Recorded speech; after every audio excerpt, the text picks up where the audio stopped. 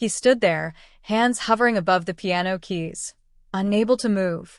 The entire auditorium watching, waiting, judging. 10 years old. First time on stage. The silence stretching so long it became painful.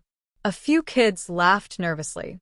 Someone whispered loud enough to hear, "I told you he couldn't do it." Tears welled in his eyes. This was it, the public humiliation every child fears, unfolding in real time under blinding stage lights. But what happened next didn't just save that performance. It went viral. Millions of people around the world watched a recording of that night and saw themselves in a terrified boy who wanted nothing more than to disappear. And when it was over, when that same boy returned to the same stage 7 years later, he said something that changed how people think about courage. "I wasn't brave. I was scared." But sometimes being scared is how you find your voice. If you've ever been paralyzed by fear in front of others, stay with me. Because what this 10-year-old learned in 90 seconds will change how you see courage forever. Owen Fielding was the kind of kid you wouldn't notice unless you were looking. 10 years old, slight for his age, living in a small town just outside Kansas City where everyone knew everyone and nothing much changed year to year. He sat in the back of his 5th grade classroom by choice, spoke only when called on, and had perfected the art of being invisible. But Owen had a secret world.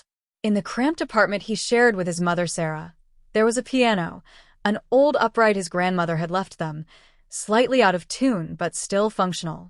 And when Owen sat at that piano, something shifted. The quiet, invisible boy disappeared. In his place was someone confident, expressive, fully present. His small hands moved across the keys like he was speaking a language he'd always known but never had permission to use out loud. Sarah Fielding worked 2 jobs, morning shifts at the downtown diner and night cleaning shifts at the county office building. She came home exhausted most days, smelling of coffee and industrial cleaner, her feet aching and her back sore. But she never missed the moment when she'd stand in the doorway of their tiny living room and watch her son play. In those moments, she saw who he really was. Not the scared kid who hid in the back of the classroom, but the person he became when he thought no one was watching. When the school announced the annual talent show, Sarah brought it up carefully over dinner. "What if you showed them who you really are?" she asked, her voice gentle, not pushing. Owen's fork stopped halfway to his mouth. "Mom, I can't. I'd mess up. Everyone would." "I'm not asking you to be perfect," she interrupted softly. "I'm asking if you want them to see what I see." He thought about it for 3 days. Then, terrified but willing, he signed up. For weeks. That's how long Owen had to prepare. He chose a classical piece, ambitious for his age, something with real emotion, not just technical finger exercises.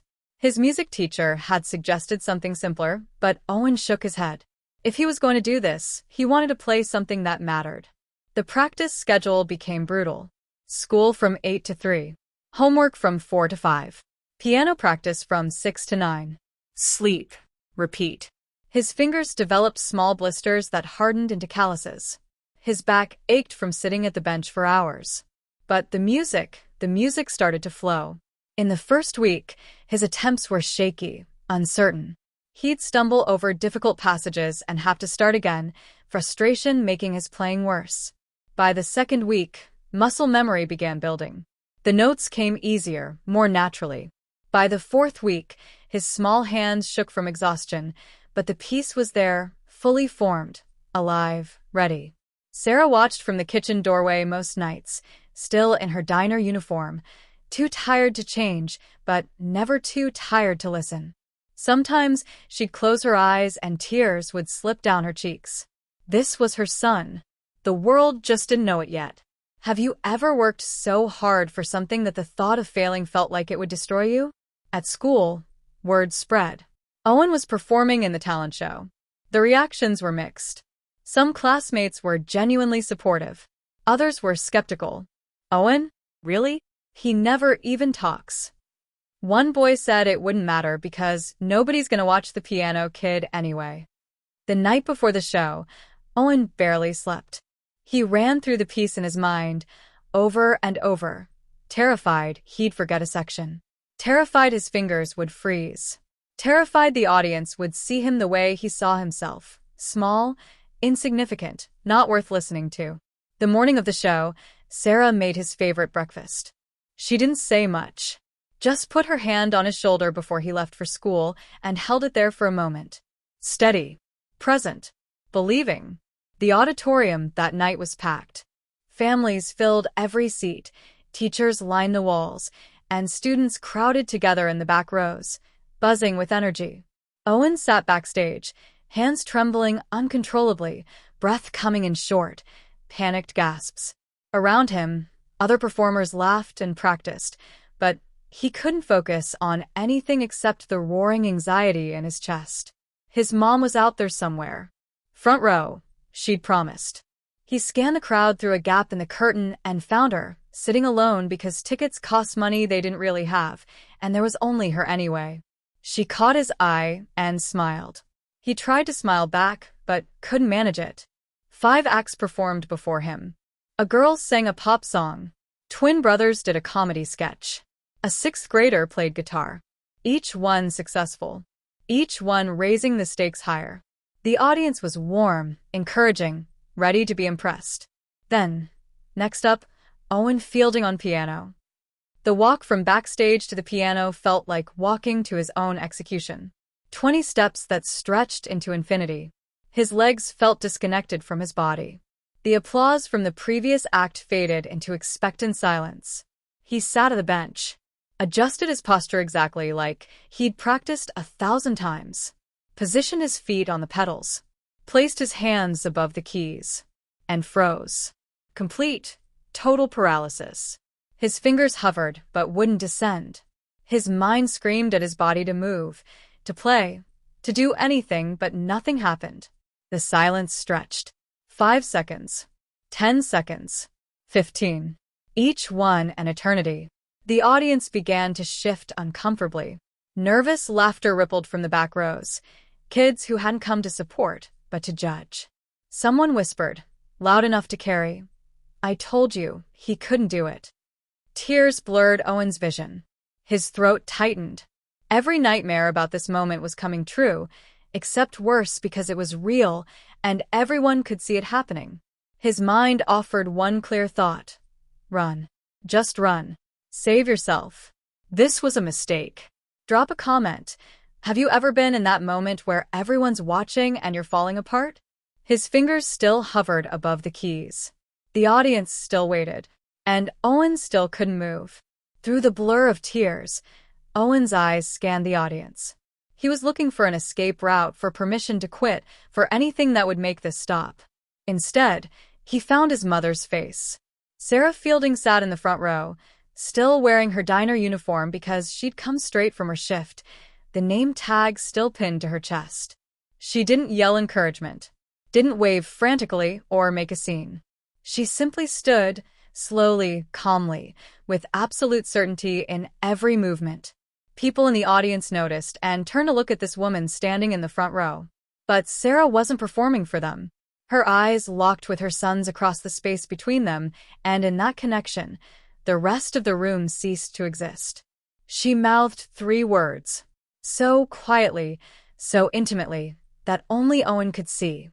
"I believe in you." Not, "You can do this." Not, "Don't give up."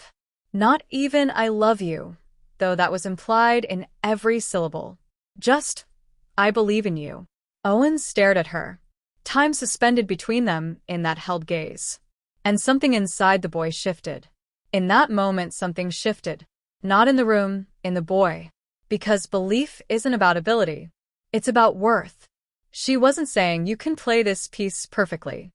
She was saying, "You matter, whether you play a single note or not. Your value isn't contingent on this performance. I believe in who you are, not what you can do." That knowledge, that safety net of unconditional love, changed everything. Owen took a breath. Not the shallow, panicked gasps he'd been taking, but a real breath. Deep and steady. His hands stopped shaking. Not because the fear was gone, but because something stronger than fear had entered the equation. He looked down at the piano keys. 88 possibilities. Infinite combinations. One choice. And he began to play. The first note rang out, clean, clear, perfect.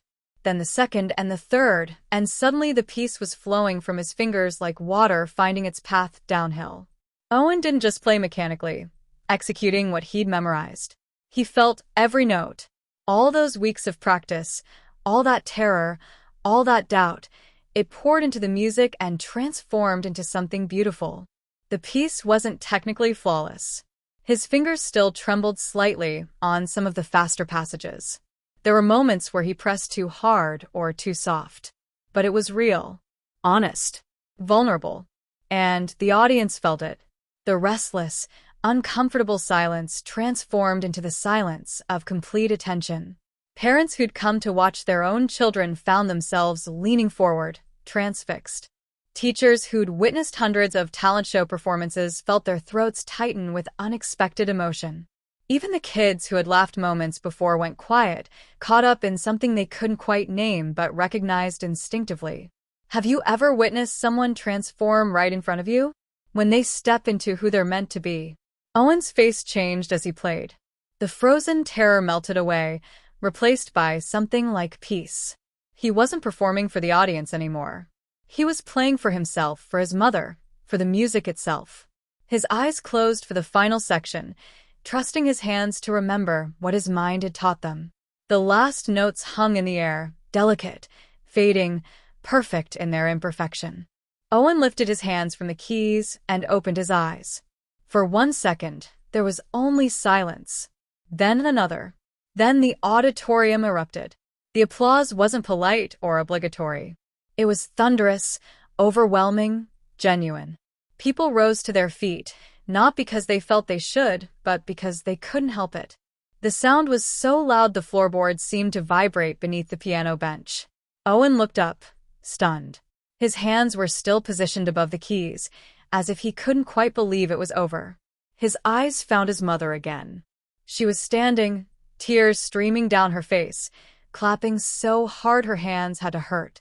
And she was smiling, not with relief or surprise, but with something that looked like she'd known all along how this would end. Mrs. Davidson, the music teacher, had filmed the performance on her phone, standard practice for archiving the school's events.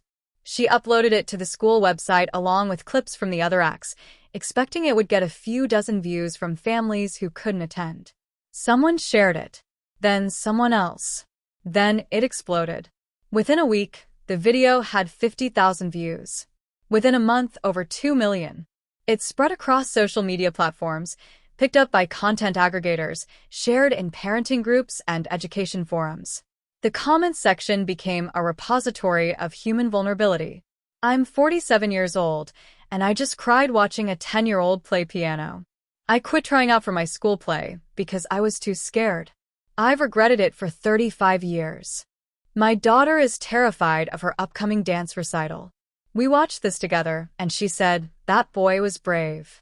Tomorrow she's going to be brave too. I teach high school, and I showed this to my students. We had the best discussion about courage we've ever had. News outlets picked up the story. The performance that almost wasn't became a headline.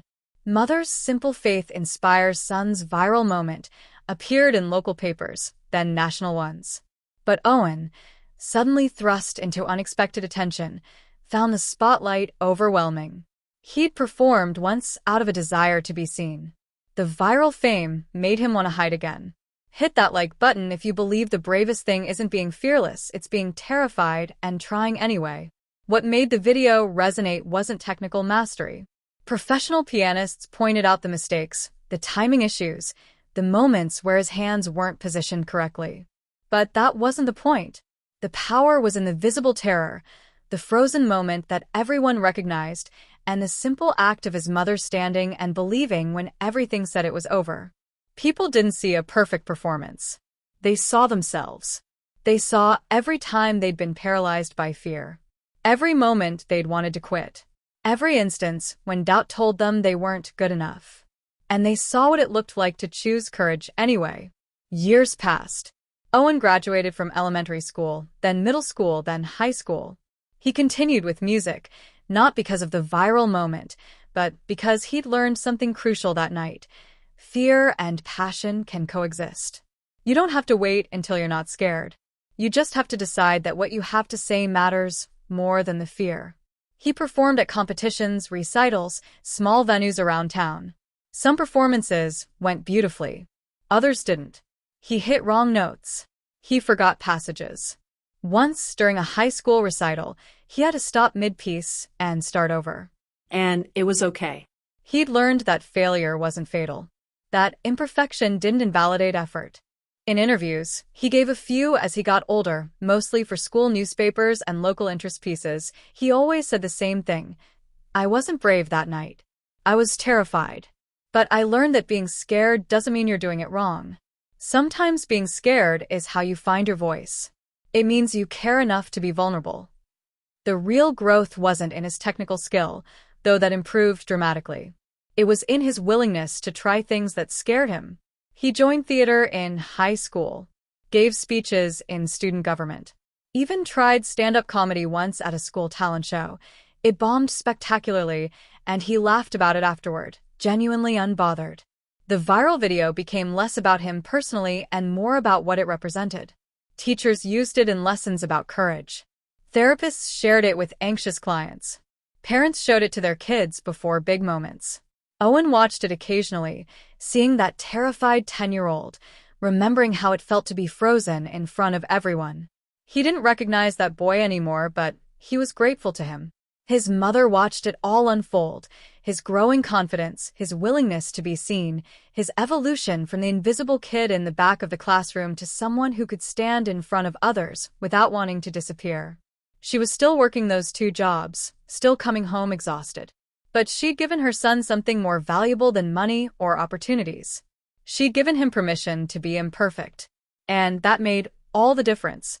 7 years after that frozen moment on stage, Owen Fielding returned to the same elementary school.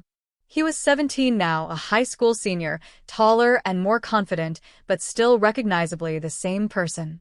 The school had invited him as a guest performer for their annual talent show, a tradition that had started with his viral video. The auditorium had been refurbished in the years since. New seats, fresh paint, better lighting. But the stage was the same. The piano was the same. And when Owen walked out to stand where he'd stood as a terrified 10-year-old, the memories flooded back with surprising intensity.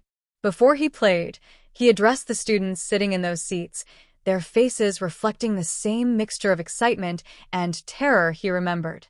He told them about that night 7 years ago. How he'd wanted to run. How he'd frozen and thought his life was ending. How his mother had stood up and given him permission to try. Courage isn't the absence of fear, he said, his voice steady. It's deciding that what you have to say or play or create or share matters more than the fear.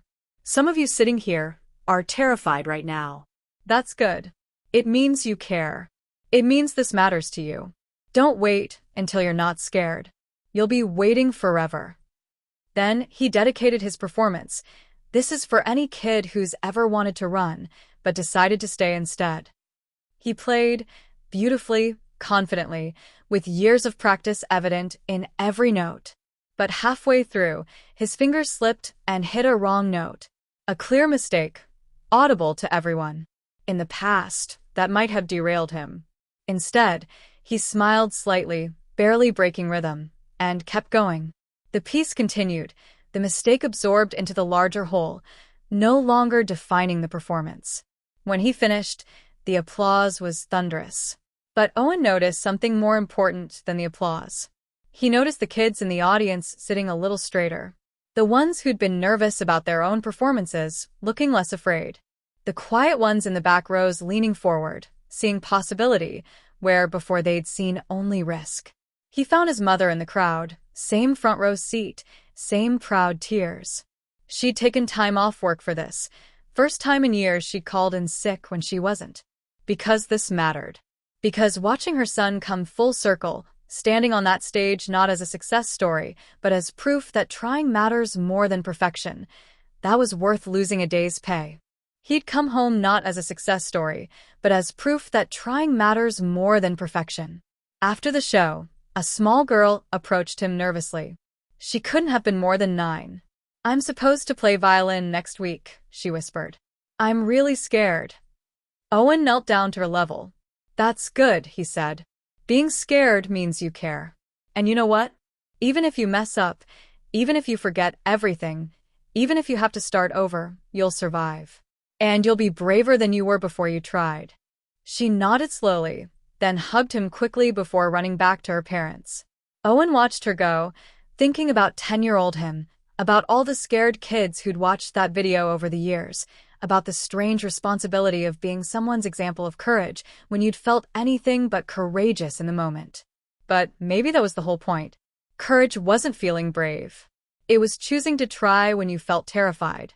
It was staying when everything in you screamed to run. That video still exists online. 7 years later, it's been viewed over 15 million times. It'll probably outlive all of us, floating in the digital archive of human moments that mattered. But the real legacy isn't in the view count or the comment section. It's in every person who watched it and decided to try their own scary thing. What Owen taught us, what that terrified 10-year-old taught millions of people, is that courage isn't biological. It's not something you're born with or without. It's a choice you make when you're falling apart. It's the decision to stay when every instinct says run. It's putting your hands on the keys even when they're shaking so hard you don't think they'll obey. The people who love you don't need you to be perfect. Owen's mother didn't stand up because she knew he'd play flawlessly. She stood up because she knew he was worth believing in, performance or not. That's what "I believe in you" really means. Not "I believe you won't fail," but "I believe you matter," regardless of the outcome. Sometimes the most powerful thing you can do is stay when everything in you screams to run. To be vulnerable when safety would be easier. To try when failure seems inevitable. Because the alternative, never trying, never risking, never letting people see who you really are, that's not safety. That's just a slower kind of disappearing. If this story moved you, hit subscribe. We're telling stories about real courage here. Not the Hollywood kind where heroes never doubt themselves, but the everyday kind that changes lives. The courage of scared kids who play piano anyway. The courage of single mothers who believe when logic says doubt. The courage of every person who's ever been terrified and tried anyway. Drop a comment. What's your piano moment? When did you almost quit but decided to stay? When were you paralyzed by fear but found a way to move forward? Your story matters. Share it. Someone needs to hear it. And share this video with someone who needs to hear that their fear doesn't disqualify them. It proves they care. That being terrified is not a sign of weakness, but evidence that what they're about to do actually matters. Owen found his voice in the silence. In that frozen moment when everything seemed lost, when every eye watched him fail, when running would have been so much easier than staying, that's when he found out who he really was. Maybe it's time you found yours.